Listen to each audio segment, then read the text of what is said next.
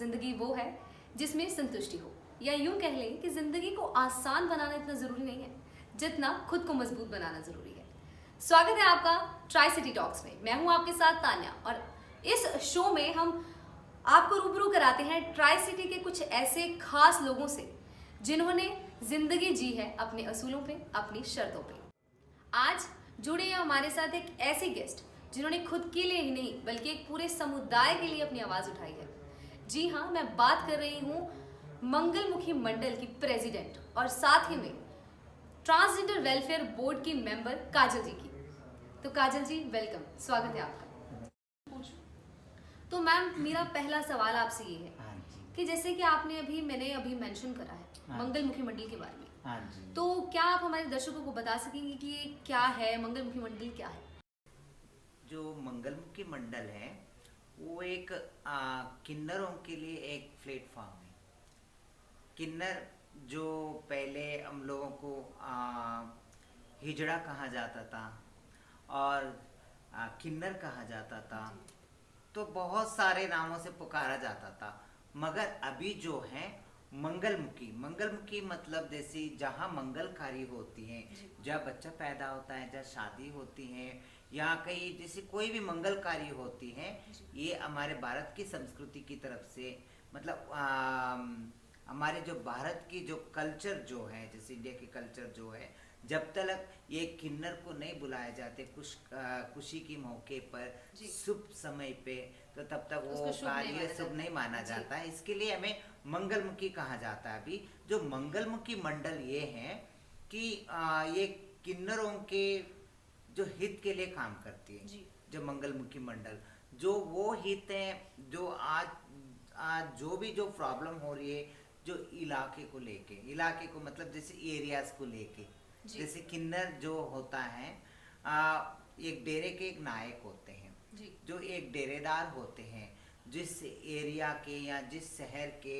या कोई जैसी तहसील के या कोई विलेज में, हर इसमें एक डेरा होता है जो किन्नर का डेरा होता है।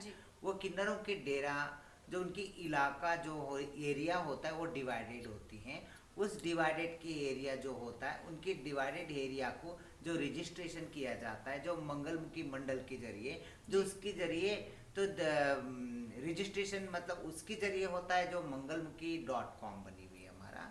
ये जो मंगलमुखी.com जो है वो पहले बार वेबसाइट बना हुआ है जो किन्नरों के लिए, उनकी हित के लिए, मतलब मंगलमुखी इसके हित के लिए, ताकि उनके इलाके को लेके कोई लड़ाई ना हो जी, और या किसी इलाके में कोई कब्जा ना कर ले वे।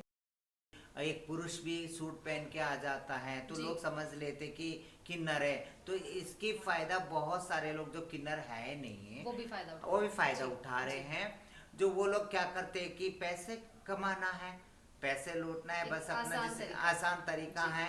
इसके लिए साड़ी पहन के आ जाते हैं, सूट पहन के आके मेकअप करके अपना आ जाते हैं और लोगों को तंग करके। तो इसके लिए ये सब जो गलतियां, जो कुरीतियां देखते हुए, उसके लिए हमने मंगलमुखी.com से के जरिए जो किन्नरों का जो एरियाज होते हैं उसको रजिस्ट्रेशन किया जाए, इलाके को लेके। इलाके को मतलब जैसे एरियाज। तो मैम, आज के टाइम में आजकल किसी को किसी की नहीं पड़ी हुई है। हाँ जी, हाँ जी। अगर हम बात करें कि किसी को किसी से कोई लेना देना नहीं, हाँ जी, तो हाँ आपको ऐसी क्या चीज इंस्पायर करी कि आपने सोचा कि आपको अपने लिए ही नहीं बल्कि पूरे एक समुदाय के लिए एक आवाज उठानी चाहिए? ऐसी क्या इंस्पिरेशन रही आपकी? देखिए, अगर ये मेरे समुदाय भी है, ये मेरा कम्युनिटी भी है, ये मेरे अपना घर भी है जी।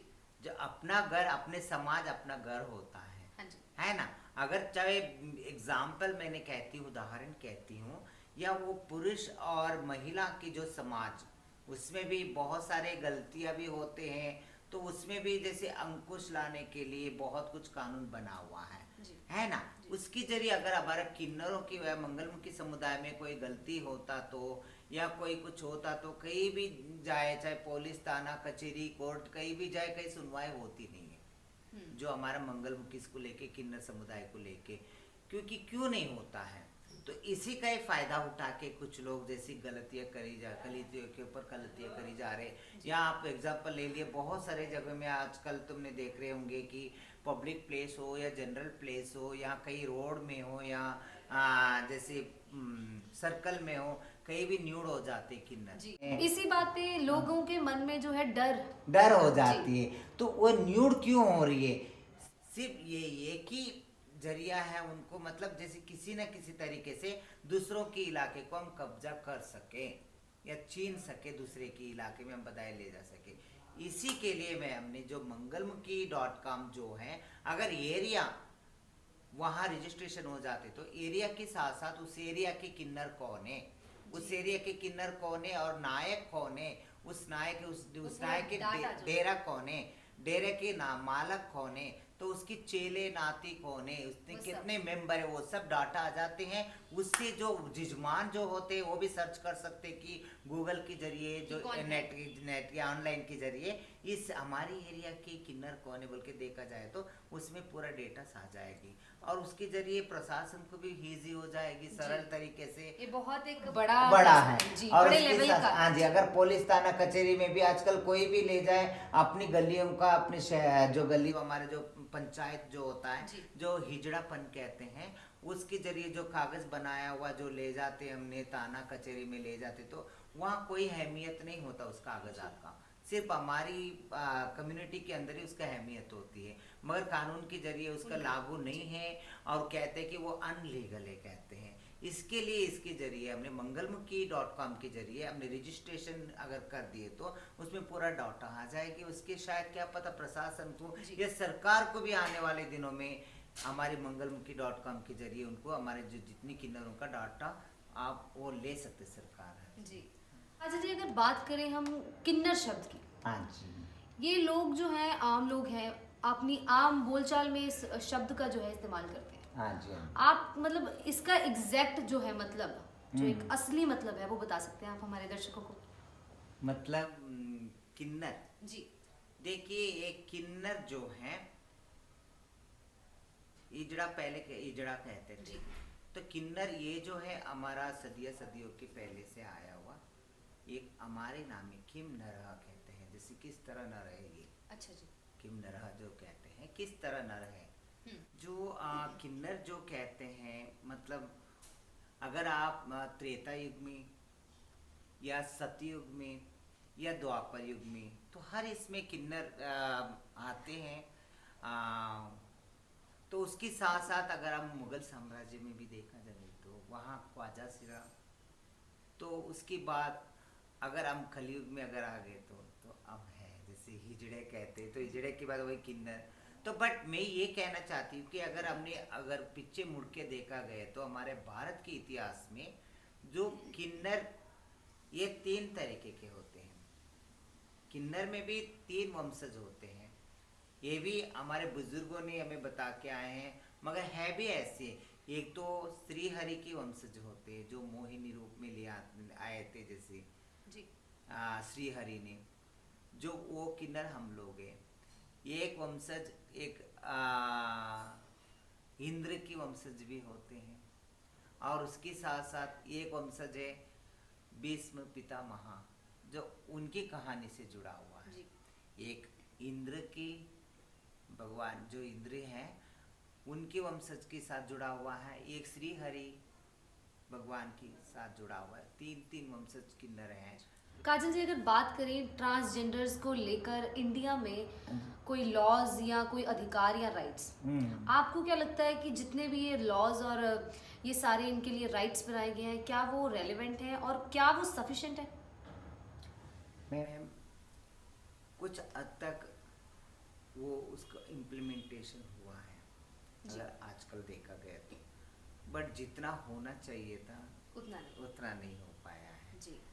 अगर देखा गया तो मैं ये चाहती हूँ कि ये मैं एक किन्नर हूँ, मतलब जैसे मैं एक मंगलमुखी हूँ, तो मुझे क्या लोड़ है, मुझे तो पेट भर के रोटी मिल रही है, तन भर के कपड़े मिल रही है और सबसे ज़्यादा मुझे पैसा भी मिल रही है दुआ देने से, मुझे ये करने से, मगर मैं क्यों सोचती हूँ मैं अपने ट्रांसजेंडर्स के बारे में जी। मगर मैं अपनी लाइफ को 30 साल 35 साल 40 साल पहले अगर मैं अपने आप को अपने चाइल्डहुड में गए तो वहाँ सब मुझे याद आती कि मुझे मेरा स्ट्रगल क्या था।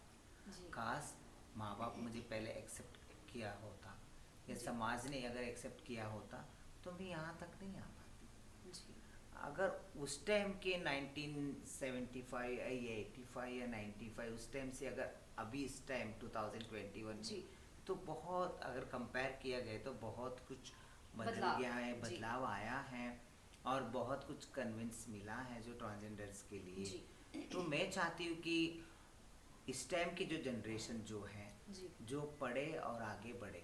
अभी आपने बात की स्ट्रगल्स के बारे में, हाँ जी, हाँ जी। तो एक है ना ट्रांसजेंडर का जो है, किन्नरों का अपना एक अलग से स्ट्रगल रहता है, तो उसके बारे में अगर आप हमें कुछ बता सकें, ट्रांसजेंडर्स की स्ट्रगल के बारे में।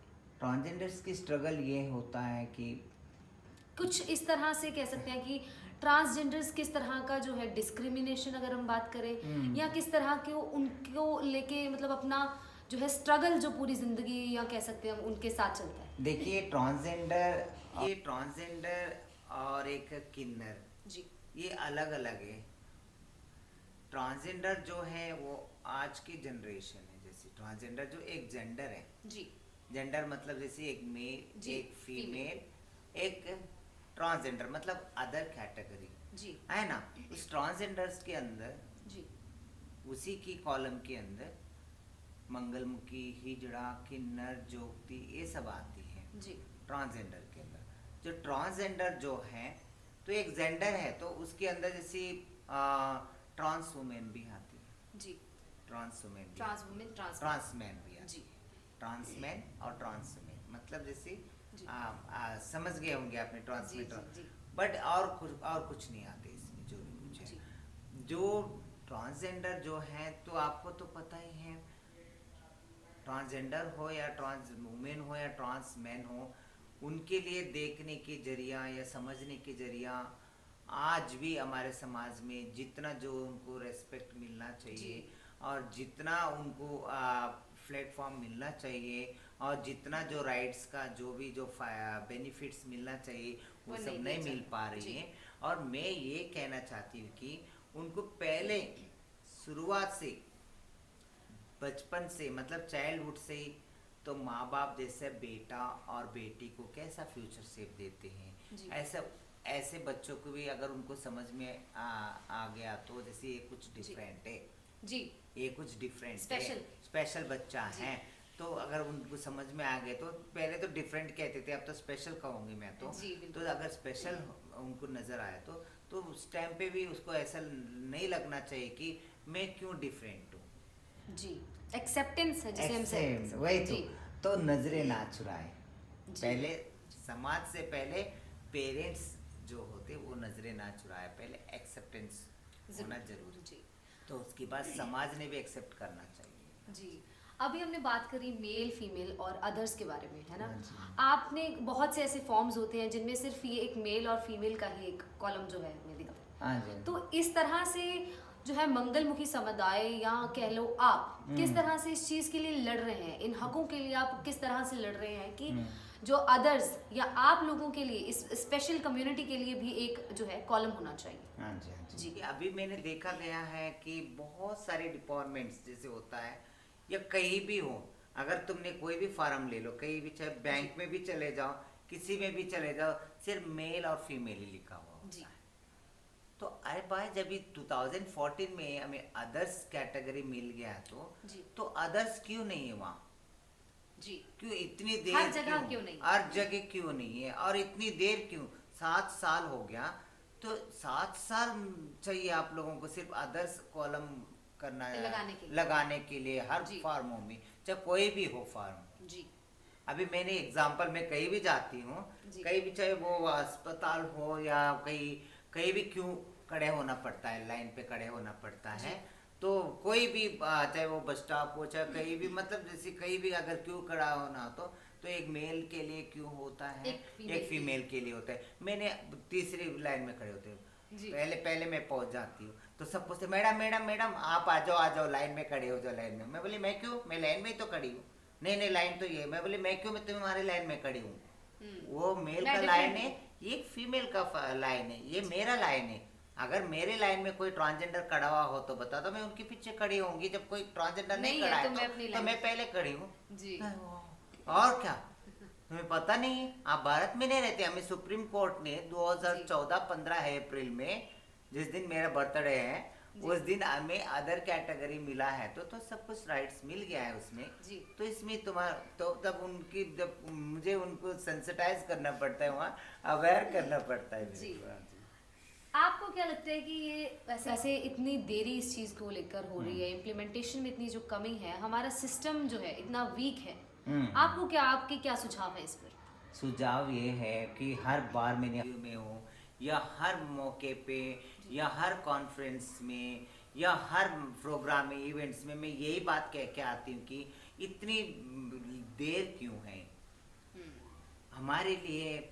अगर जिनके हाथ में हमारे लिए जो काम करने का जो मौका मिले तो प्लीज़ जल्दी से जल्दी किया जाए। वो चाहे पार्लियामेंट से लेके, चाहे बड़े बड़े अधिकारियों से लेके, चाहे वेलफेयर बोर्ड से लेके, सब ने हमारे लिए, ट्रांसजेंडर्स के लिए जल्दी से जल्दी काम किया जाए। और भारत की नागरिक बनने का एक मौका जो है उसको अच्छी तरह सदुपयोग किया जाए।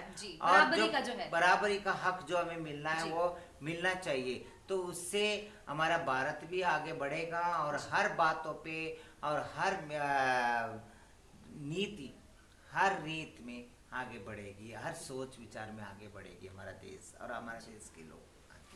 मैम, अगर बात करें कि आम जो लोग हैं उनको किन्नरों से एक डर है, उनके मन में एक डर है, तो ऐसा क्या है जो, मतलब जो लोगों के मन में एक इतना डर जो है ना पैदा हो चुका है? अच्छा, जो डर है कि, जो डर है कि देखिए, मुझे भी समझ में नहीं आया अभी तक में। अगर चाइल्डहुड में मैंने जब भी 10th स्टैंडर्ड तक, सॉरी 10 ईयर्स तक, तो मुझे ऐसा लगने लगा कि मैं लड़कियों के साथ खेलती थी या लड़कों के साथ खेलती थी, मुझे नॉर्मली लगता था। तो उसके बाद फिर बाद में जब भी मैं 6th स्टैंडर्ड, मतलब 13-14 की एज, मतलब नहीं 11 ईयर्स एज की, अच्छा जी, जब गए तो उसके बाद जैसे मुझसे मेरी जो लड़की फ्रेंड जो रहते थे, लड़की फ्रेंड्स, वो सब जुदा होने लगे, अलग अलग से देखने लगे, जैसे बिल्कुल डिफरेंट देखने लगे मुझे। ये ऐसे क्यों है, ये ऐसे क्यों, वो उनके मन ये में लड़का होके लड़की जैसी ये कर रहे। तो उसके बाद उनके पेरेंट्स ने भी उनको मना कर दिया करते थे कि उसके साथ नहीं खेलना रात। फिर मैं अकेलापन आ जाती थी मैं, मगर ये पूछती थी कि ये मुझसे क्यों जुदा।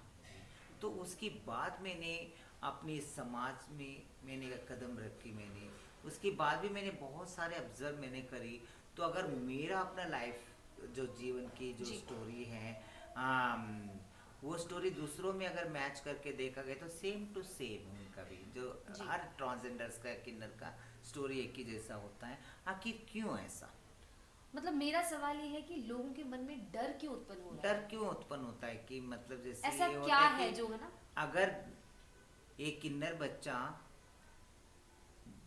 14 साल या 13 साल तक तो अपने माँ बाप के पास रहता है ना, तभी उसके साथ बहुत कुछ हरासमेंट भी होता है ना, और उसके साथ साथ मोलेस्टेशन भी होता है, तो रेप की कोशिश भी होता है, तो बहुत कुछ होता है। भर जाता है।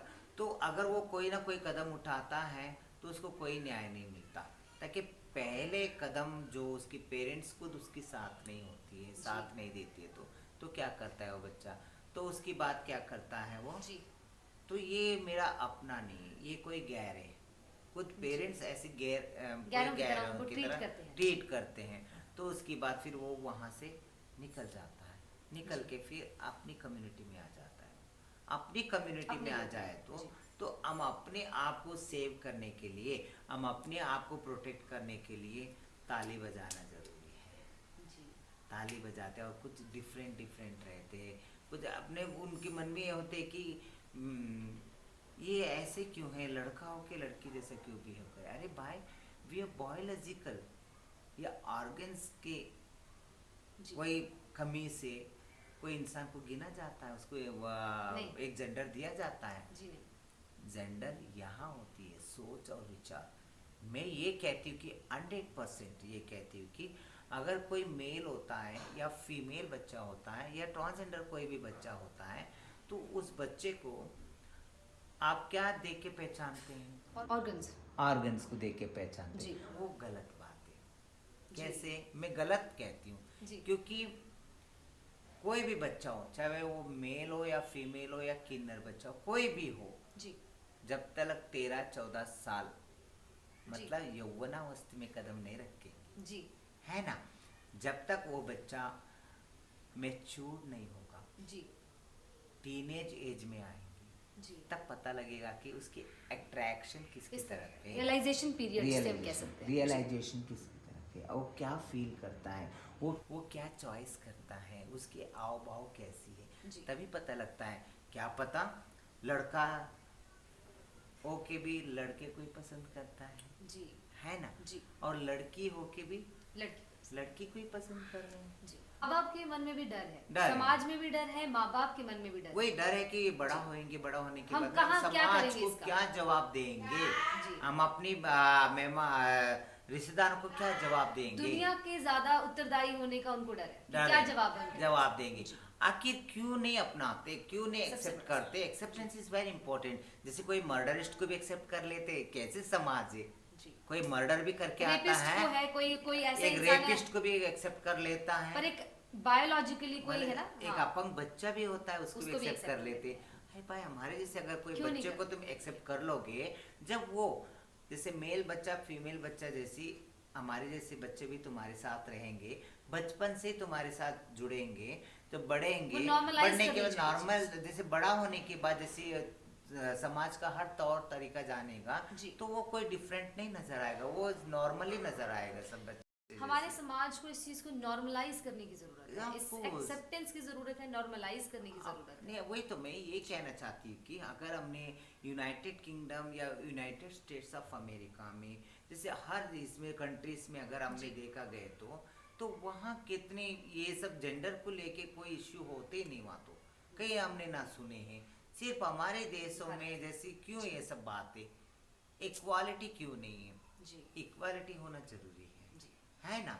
मैं ये कहती हूँ कि ये हमारा मंगलमुखी जो मंडल जो है, हमारा मंगलमुखी जो कल्चर जो है, ये सिर्फ कल्चर है, परंपरा है। परंपरा चलाने के लिए एक दो की बहुत जरूरी है, इसके लिए लाखों करोड़ों की कोई जरूरी नहीं है। लाखों आएंगे, ताली बजाएंगे, ताली बजा के भीख मांगेंगे, नाचेंगे, गाएंगे, ये कोई इम्पोर्टेंट नहीं है। पढ़े लिखे एक माँ बाप के बुढ़ापे की लाठी बने, एक समाज के एक उत्तरदायक बने, एक अच्छे इंसान बने, एक जननायक बने, कि gender is not here, gender is here, है ना। सोच और विचार में जेंडर होते हैं। हाँ जी, हमारे दर्शकों को एक जाते जाते एक मैसेज आपकी ओर से। मेरी ओर से बस यही है कि हर इंसान को जो मंगलमुखी एक 11 मंत्र देना चाहती है। 11 मंत्र मतलब 11 instructions necessary for everyone. 11 instructions, क्या इंस्ट्रक्शंस है वो? मतलब जैसी अनुशासन, समर्पण, निश्चित समय, दृढ़ निश्चय, दिशा और श्रद्धा और सब्र और एम्बिशन, अफेक्शन और पिटी और कंपैशन। मतलब डिसिप्लिन और डेडिकेशन और डेडलाइन एंड डिटर्मिनेशन और डायरेक्शन और कॉन्फिडेंस एंड पेशेंस और एम्बिशन और कंपैशन, है ना, और पिटी, ये अफेक्शन, ये 11 मंत्र होना जरूरी है। मैं यही मैसेज देना चाहती हूँ, संदेश देना चाहती हूँ पूरा दुनिया में अमन, चमन, शांति और इंसानियत और सच्चाई और अच्छाई। कहते कि अगर good governance is not possible without honesty, है ना। गुड गवर्नेंस होना जरूरी है। जरूरी कि इसके लिए है कि हर इंसान के अंदर ईमानदार होना जरूरी है, ऑनेस्टी होना जरूरी है। तो ये थी हमारे साथ काजल। शुक्रिया मैम आपका, थैंक यू सो मच।